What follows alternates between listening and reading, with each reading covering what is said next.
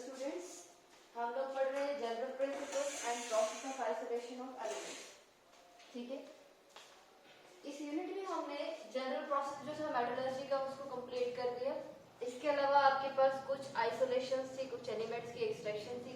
जैसे आपके पास आयरन की एक्सट्रैक्शन थी, आपके पास एल्यूमिनियम की एक्सट्रैक्शन थी, आपके पास कॉपर की एक्सट्रैक्शन है और जिंक की एक्सट्रैक्शन है। इन सभी एक्सट्रैक्शंस में हमने दो एक्सट्रैक्शंस को जो है वो कंप्लीट कर दिया है। हमारा आयरन का भी जो है वो एक्सट्रैक्शन हो गया है, इसके अलावा एल्यूमिनियम का एक्सट्रैक्शन भी हो गया है। हमारा आज का जो टॉपिक होगा वो होगा एक्सट्रैक्शन ऑफ कॉपर।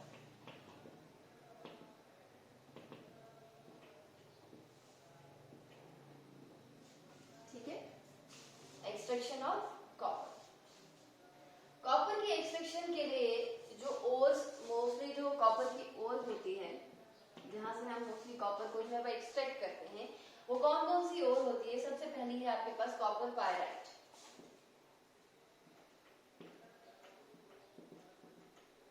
फॉर्मूला आएगा CuFeS2। This is your copper pyrite. इसके अलावा है आपके पास कॉपर ग्लांस, Cu2S। इसके अलावा आपके पास है मालाकाइट,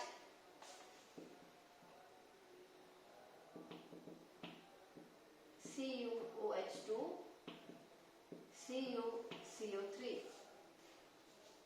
नेक्स्ट है आपके पास क्यूप्राइट, जिसको हम रूबी कॉपर भी कहते हैं।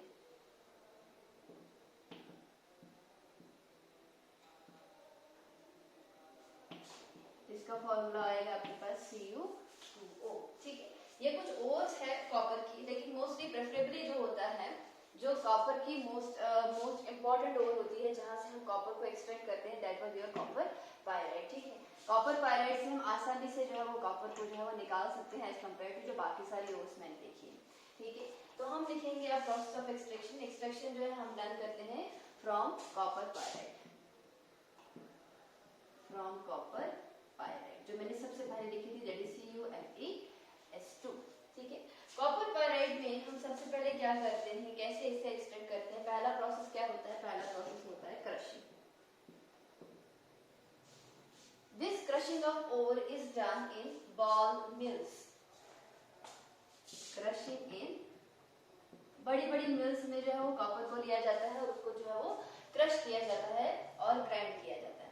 सेकंड जो आपके पास स्टेप होता है वो होता है कॉन्सेंट्रेशन, दैट इज ओर की साफ सफाई। Concentration is done bye froth flotation process. Froth flotation process को हम ऑलरेडी एक्सप्लेन कर चुके हैं जनरल प्रोसेस मेटलर्जी में। जितनी भी सल्फाइड ओर होती है उनको हम मोस्टली जो है वो साफ करते हैं by means of froth flotation process से।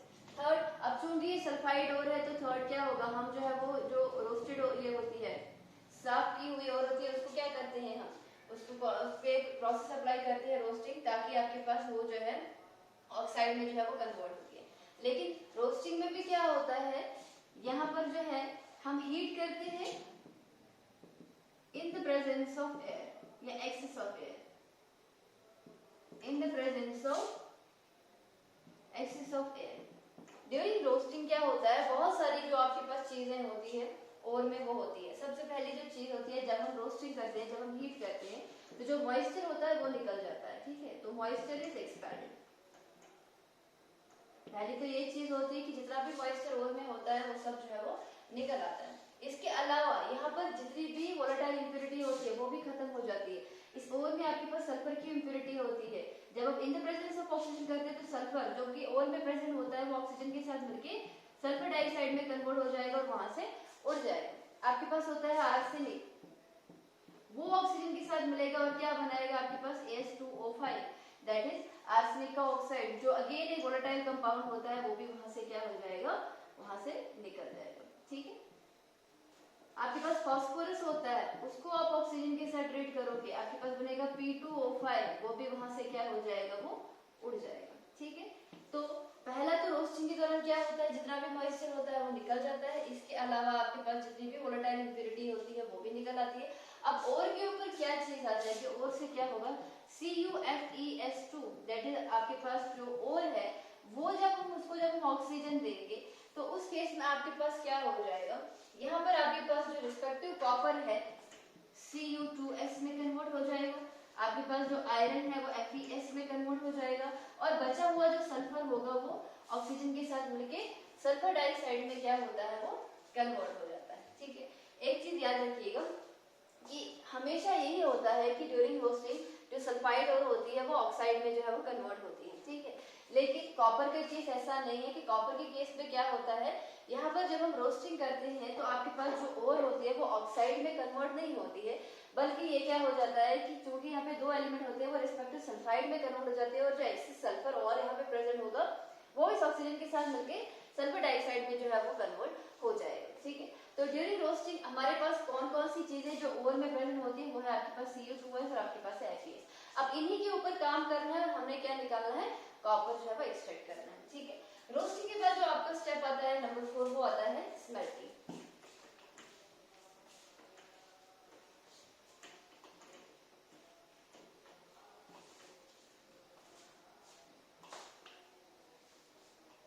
नंबर 4 है आपके पास स्मेल्टिंग। आपने पढ़ा होगा कि मैंने जब आयरन की एक्सट्रैक्शन आपको पढ़ाई वहां पे मैंने बोला कि एक मटेरियल होता है जिसको हम ब्लास्ट करने से लेते हैं जिसको हम कहते हैं चार्ज। उस चार्ज में जो है वहां पे तीन चीजें होती है, वैसे ही यहाँ पर भी हम क्या लेते हैं, चार्ज लेते हैं, जहाँ पे आपके पास क्या होता है, रोस्टेड ओर होता है, आपके पास कोक होता है और आपके पास क्या होता है, सैंड होती है। ये तीन चीजें होती है। इस सैंड को हम बेसिकली क्या कहते हैं, फ्लक्स कहते हैं। ठीक है, यही फ्लक्स जो होता है जो ओवर में इंप्योरिटी होती है दैट इज गेन उसके साथ मिलके जो है वो स्लैग बनाता है जो कि लाइटर होता है, उसको आसानी से जो है वो निकाल देते हैं। ठीक है, इनको हीट किया जाता है, heated in a blast furnace. जिस तरह से हमने आयरन के केस में किया था वैसे ही बिल्कुल हमने जो है वो कॉपर के केस में भी करना है। इन सबको है हमने क्या करना है, हीट करना है ब्लास्ट फर्नेस में in the presence of excess of air. अब सबसे पहले क्या होगा, पहली चीज जो यहाँ पर होगी, देखिए आपके पास क्या है, आपके पास आयरन का सल्फाइड और आपके पास कॉपर का सल्फाइड है और हम ये चाहते हैं कि कॉपर के सल्फाइड से आपके पास क्या निकल जाए, कॉपर निकल जाए। तो सबसे पहली चीज जो आयरन की इंप्योरिटी प्रेजेंट है दैट इज Fe। ठीक है, वो जब ऑक्सीजन के साथ मिलेगी वो बनाएगा आपके पास FeO और प्लस बनाएगा आपके पास सल्फर डाइऑक्साइड। जो आपके पास Fes है वो जो है वो ऑक्सीजन के साथ मिलके क्या बनाती है, आपके पास वो ऑक्सीजन के साथ मिलके जो है वो आयरन का ऑक्साइड बनाती है। अब ये जो आपके पास आयरन का ऑक्साइड होता है FeO, ठीक है, ये इस सैंड के साथ दैट इज SiO2 इसके साथ मिल जाती है और क्या बनाती है, FeSiO3। ये FeSiO3 जो होता है दिस इज योर स्लैग जो काफी लाइटर होता है। ये SiO2 जो है आपके पास क्या आ जाएगा, दिस वाज योर फ्लक्स और FeO क्या है आपके पास इंप्योरिटी है तो ये आपके पास क्या आ जाएगी, वो गेन आ जाएगी। ठीक है, तो जो आपके पास क्या था, रोस्टेड जो ओर थी उसमें दो चीजें थी, उसमें आयरन का सल्फाइड है। ठीक है, आयरन सल्फाइड और आपके पास क्या है, कॉपर सल्फाइड है। आयरन का सल्फाइड वहां पर क्या है, एज इंप्योरिटी है क्योंकि हमने कॉपर निकालना है, कॉपर सल्फाइड से निकल जाएगा। ठीक है, तो जो आयरन की इंप्योरिटी है ब्लास्ट करने पे ऑक्सीजन होती है वो आयरन के ऑक्साइड में कन्वर्ट हो जाती है। वो आयरन का ऑक्साइड जो है वो SiO2 के साथ वहां पे मिल जाएगा और आपके पास क्या बनाएगा, FeSiO3 बनाएगा जो आपका क्या होता है, स्लैग होता है। ठीक है, इसके बाद जो आपके पास अब Cu2S है उसका क्या होगा,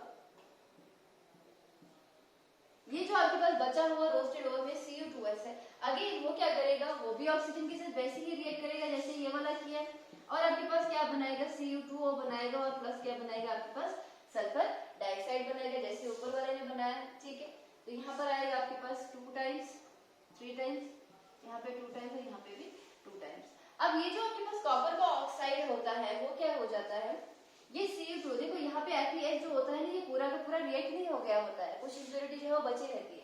वो इंप्योरिटी इस Cu2 के साथ जो है, ये Cu2 जो है इसकी हाई एफिनिटी होती है किसके साथ, FeS के साथ, तो ये क्या बना देता है, यहाँ पे फिर से जो है वो Cu2S बना देता है और आपके पास क्या बना देता है, FeO।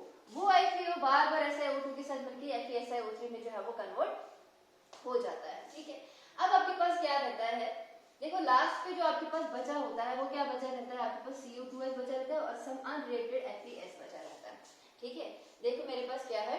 पास एक रोस्टेड ओर है, रोस्टेड ओर में मेरे पास दो चीजें हैं, मेरे पास ये चीज है और मेरे पास ये है, ठीक है, ये दोनों चीजें जो है वो मेरे पास प्रेजेंट है। अब मैंने क्या किया, मैंने इनको ब्लास्ट फर्नेस में डाला, मैंने यहाँ पे कोक डाला, मैंने वहाँ पे सैंड डाल दिया और मैंने बहुत सारी एयर वहाँ से जो है वो पास कराया और उसको हीट करवा दी। तो जो मेरे पास इम्प्योरिटी थी FeS, वो पहले ऑक्सीडाइज होगी, FeO बना रही है, वो FeO जो है वो SiO2 जो कि वहाँ पर ऑलरेडी मैंने डाला हुआ है, तो वहाँ पे स्लाइड में कन्वर्ट हो जाएगा। याद रखिए, लेकिन ये पूरा का पूरा इम्प्योरिटी जो है वो खर्च नहीं होती। तो Cu2S भी वैसे ही रिएक्ट करेगा, वो कॉपर का ऑक्साइड बनाता है, लेकिन ये कॉपर का ऑक्साइड जो है जब ये देखता है ब्लास्ट करने में कुछ FeS है, वो इसके साथ जो है वो मिलकर क्या बना देता है, Cu2S में जो है वो कन्वर्ट हो जाता है, ठीक है। ये जो मॉल्टन मास होता है उसको हम क्या कहते हैं, मैट कहते हैं। Matte is the molten mass containing Cu2S and some unreacted FeS, ठीक है।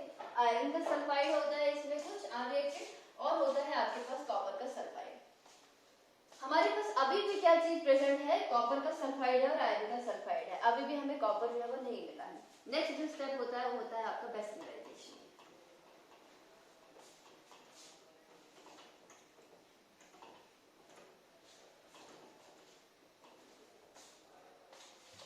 Number 5 is Bessemerisation.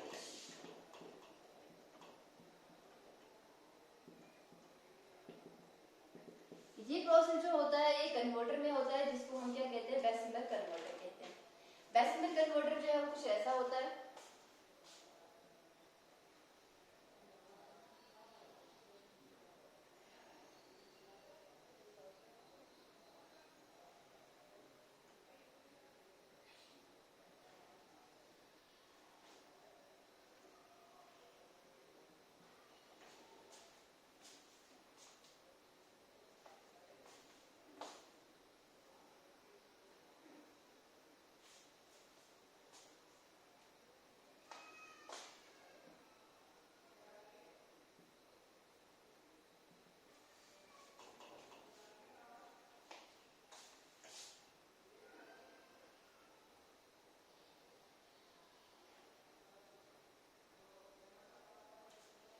ऐसा जैसा होता है आपके पास बेसिमर कन्वर्टर।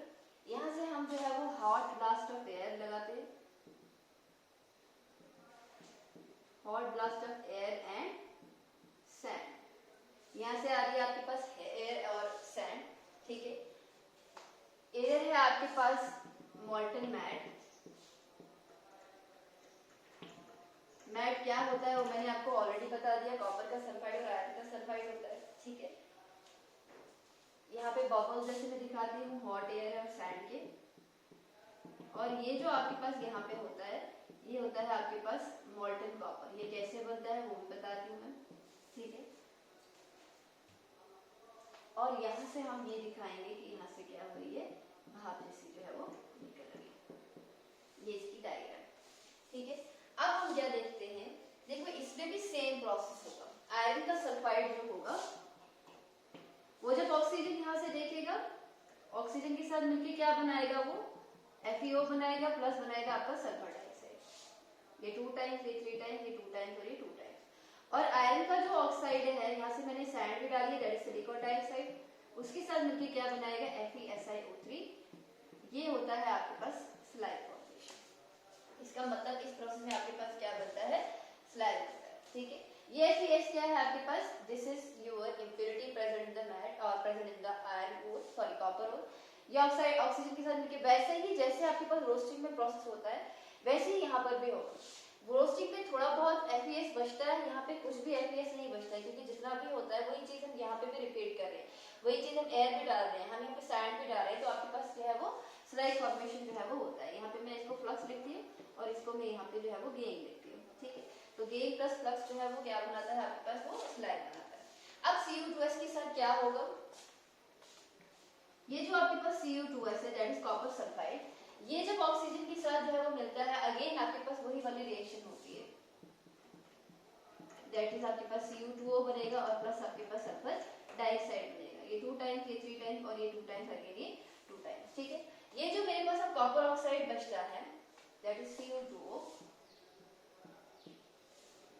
ये कुछ अनरिएक्टेड CO2s के साथ जो है वो कंबाइन हो जाता है और आपके पास क्या बनता है, आपके पास कॉपर बनता है और प्लस क्या बनता है, सल्फर डाइऑक्साइड। ये सल्फर इधर से ऑक्सीजन ले लेगा, ये इसको कॉपर दे देगा, आपके पास बनेगा कॉपर प्लस क्या बनेगा आपका सल्फर डाइऑक्साइड बनेगा। ठीक है, इसको मैं यहाँ पे 2 टाइम्स लिख दी हूँ, इसको मैं यहाँ पे जो है वो 6 टाइम्स जो है वो लिख देती हूँ। ठीक है, तो इस तरह से आपके पास क्या होता है, आपके पास जो है वो कॉपर जो है वो बन जाता है, ये वाला कॉपर आ गया आपके पास। ठीक है, तो हमने क्या किया, जो आपके पास CO2s है वो पार्शियली ऑक्सीडाइज होता है, कॉपर ऑक्साइड में कन्वर्ट हो जाता है।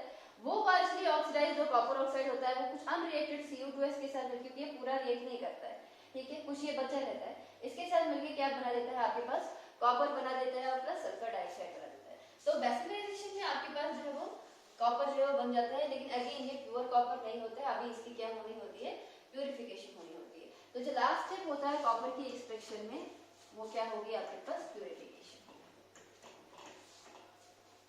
नंबर 6 आएगा आपके पास प्यूरिफिकेशन।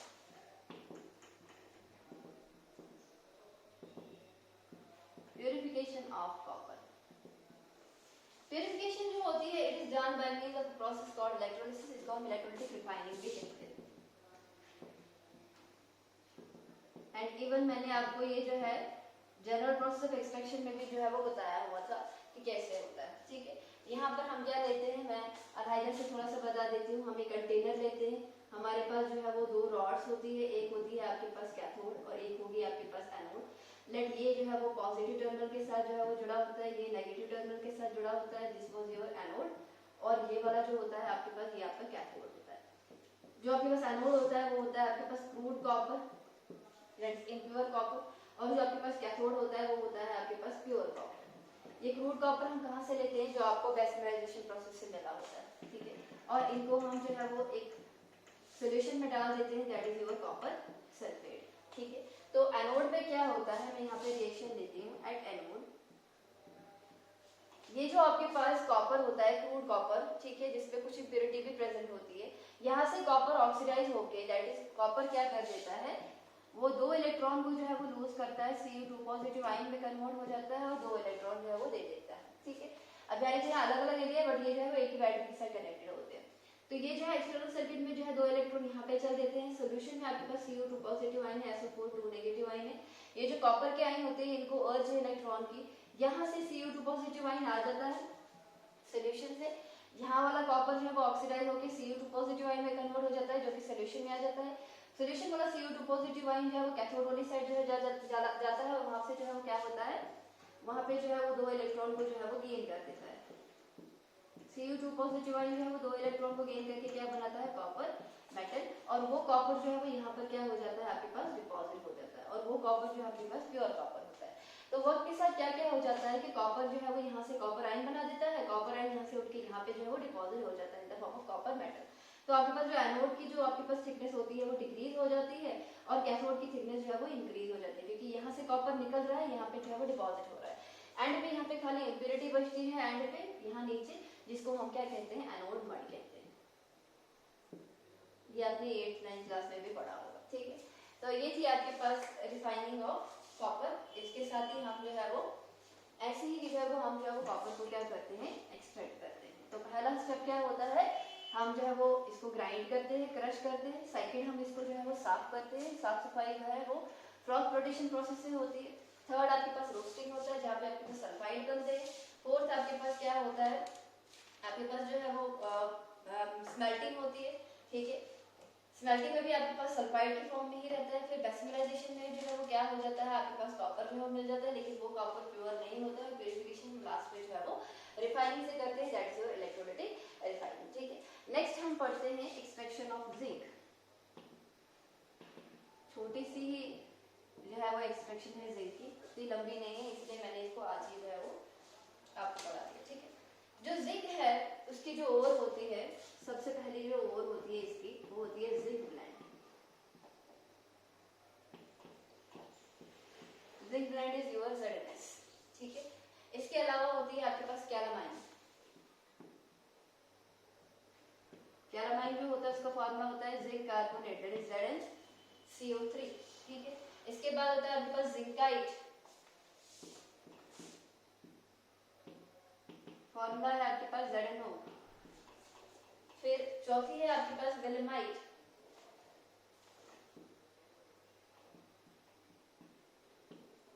वेलेमाइट आपने जो है वो सिलिकेट से पढ़ा होगा, फॉर्मूला है Zn2SiO4, ठीक है। तो ये कुछ और होती है किसकी, मेटल्स की, ठीक है। तो इसमें एक्सट्रैक्शन जो है वो मोस्टली जो है वो कहाँ से किया जाता है, ZnS से किया जाता है और ZnCO3 से किया जाता है, यानी ये दोनों जो है वो अबंडेंट होती है।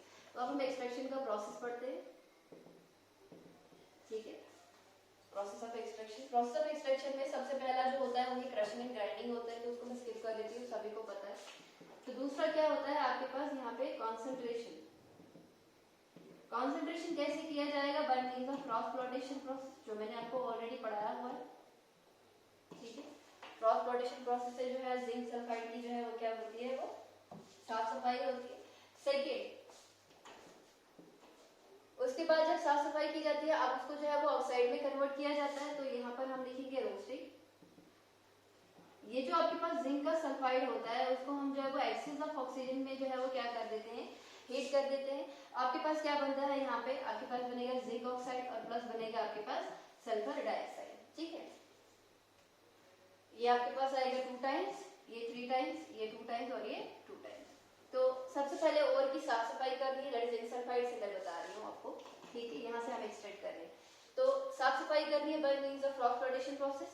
नेक्स्ट है आपके पास रोस्टिंग, उस सल्फाइड को हमने ऑक्साइड में कन्वर्ट करना है, simple by heating in the presence of oxygen, ठीक है। थर्ड होता है आपके पास रिडक्शन प्रोसेस। अगर आपको याद हो जनरल प्रोसेस मेटलर्जी में हमने बोला है कि zinc oxide can only be reduced by means of carbon, तो आपके पास जो जिंक का ऑक्साइड है उसको मैं कार्बन के साथ रिएक्ट कराऊंगी, ये कार्बन यहाँ से ऑक्सीजन ले लेगा तो मेरे पास जिंक बचेगा और प्लस क्या बनेगा, कार्बन मोनोऑक्साइड बनेगा, ठीक है। रिएक्शन होती है 1673 केल्विन टेम्परेचर पे। ये जो मेरे पास जिंक बना, ये अभी भी जो है वो इम्प्योर जिंक है, तो अब इसकी क्या होनी है, लास्ट प्यूरिफिकेशन होगी।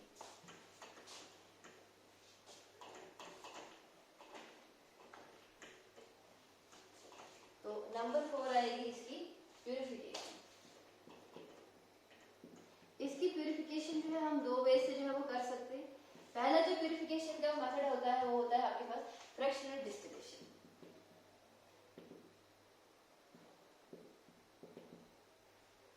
जो आपका जिंक होता है उसमें जो मोस्टली इम्प्योरिटीज प्रेजेंट होती है वो कुछ मेटल्स होते हैं, जैसे कि कैडमियम होता है आपके पास, लेड होता है आपके पास और आयरन होता है। ये 3 ऐसे मेटल्स होते हैं जिनकी इम्प्योरिटी जो है वो मोस्टली जो है वो कॉपर में जो है वो प्रेजेंट होती है, ठीक है।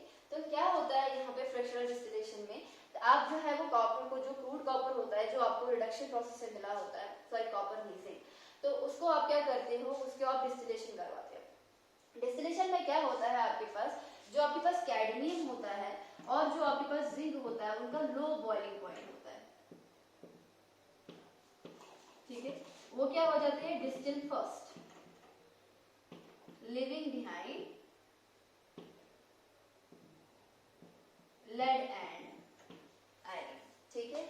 आप एक डिस्टिलेशन फ्लास्क में जो है वो जिंक लेते हो, उस जिंक में आपके पास कैडमियम है, आपके पास लेड है, आपके पास आयरन है, आप उसको हीट कर रहे हो। जिंक और कैडमियम का जो आपका बॉइलिंग पॉइंट होता है वो कम होता है, तो वो उसके वापस पहले बनते हैं, तो उनको आप कलेक्ट करोगे, नीचे क्या रहेगा आपके पास रहेगा लेड रहेगा और आपके पास जो है वो आयरन रहेगा। अब जो आपके पास बचा हुआ है, आपने जो अलहदा से किया हुआ है जिंक और कैडमियम को, उसको अगेन आप जो है वो करोगे, तो वहां पर क्या रहेगा आपके पास, अब जो आप जिंक और कैडमियम दोनों को जो है आप क्या कर रहे हो, हीट कर रहे हो, क्योंकि अभी इन दोनों को, पहले आपके पास क्या था, आपके पास एक कंटेनर था, डिस्टिलेशन का मैं पूरा नहीं बता रही हूँ, आपने जो है वो ऐसे डिलीवरी ट्यूब जो है वो लगा दी, आपके पास यहाँ पर जो है जिंक है, इस जिंक में आपके पास कैडमियम भी है, आपके पास आयरन है, आपके पास जो है वो लेड है, ठीक है। मैंने बोला जब मैंने इसको हीट किया तो इस जिंक का और कैडमियम का बॉइलिंग पॉइंट कम था, तो इससे पहले वेपर्स बन जाएंगे और आपके पास यहाँ पर जो है वो कैडमियम आ जाएगा और आपके पास जो है वो जिंक आ जाएगा।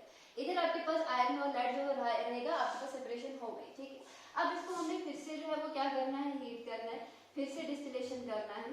अब यहाँ पर जो आपका कैडमियम होता है उसका बॉइलिंग पॉइंट कम होता है, तो वो जो है वो पहले डिस्टिल होगा और ये कैडमियम आपका अलहदा आ जाएगा और यहाँ पर आपके पास खाली जो है वो जिंक रहेगा। इसके साथ ही आपके पास जिंक जो है वो अलहदा हो जाता है और कैडमियम जो है वो अलहदा हो जाता है। तो आप यहाँ पे फिर से लिख सकते हैं कि जो आपका कैडमियम और जिंक है उसको आप फर्दर जब डिस्टिलेशन करते हो तो आपके पास कैडमियम का बॉइलिंग पॉइंट कम होता है, वो पहले डिस्टिल हो जाएगा लिविंग बिहाइंड योर जिंक। ठीक है, नेक्स्ट है आपके पास इलेक्ट्रोलाइटिक रिफाइनिंग।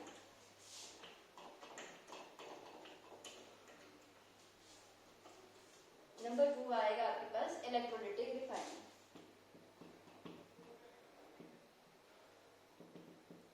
इलेक्ट्रोलाइटिक रिफाइनिंग बिल्कुल वैसे ही होगा जैसे आपने कॉपर में जो है वो इलेक्ट्रोलाइटिक रिफाइनिंग पढ़ा।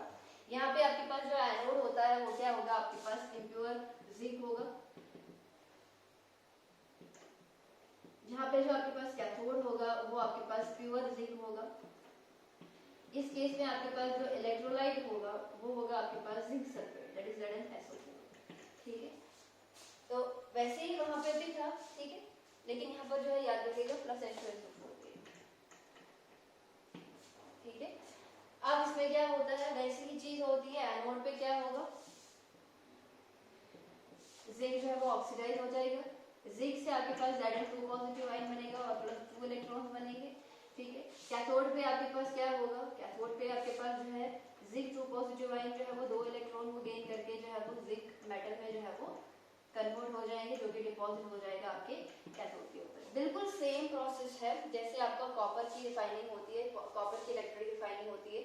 इम्प्योर जिंक है या फिर प्योर जिंक है, इम्प्योर जिंक से आपके पास जितना भी जिंक होता है वो जिंक आयन में कन्वर्ट हो जाता है। जिंक आयन से जो है वो कैथोड की तरफ जाता है, वहां पे उसके ऊपर डिपॉजिट हो जाता है। ठीक है, तो जिसने कॉपर का अच्छे से पढ़ा होगा आई गेस उसको जो है वो जिंक की भी जो है समझ आ जाएगी कि यहाँ पर जो है रिफाइनिंग कैसे होती है। ठीक है, तो ऐसे होती है आपकी जिंक की एक्सट्रैक्शन। सबसे पहले तो जो जिंक ब्लेंड होता है उसको हम जो है वो क्या करते हैं, क्रश करते हैं, बाद में उसको जो है वो कंसंट्रेट करते हैं by means of cross flotation process. उसके बाद जो है कंसंट्रेशन के बाद उसकी हम जो है वो रोस्टिंग करते हैं, उसको ऑक्साइड फॉर्म में कन्वर्ट कर देते हैं। ऑक्साइड फॉर्म के बाद कन्वर्ट करने के बाद क्या होता है, उस ऑक्साइड फॉर्म को हम जो है वो रिड्यूस करवाते हैं, वो जिंक बना देते हैं और उस जिंक की जो है बाद में हम क्या करते हैं, रिफाइनिंग करते हैं by means of fractional distillation और by means of electrolytic refining. ठीक है, तो ये था आपका लास्ट टॉपिक इस यूनिट का। इसके साथ ही आपका ये यूनिट कंप्लीट होता है।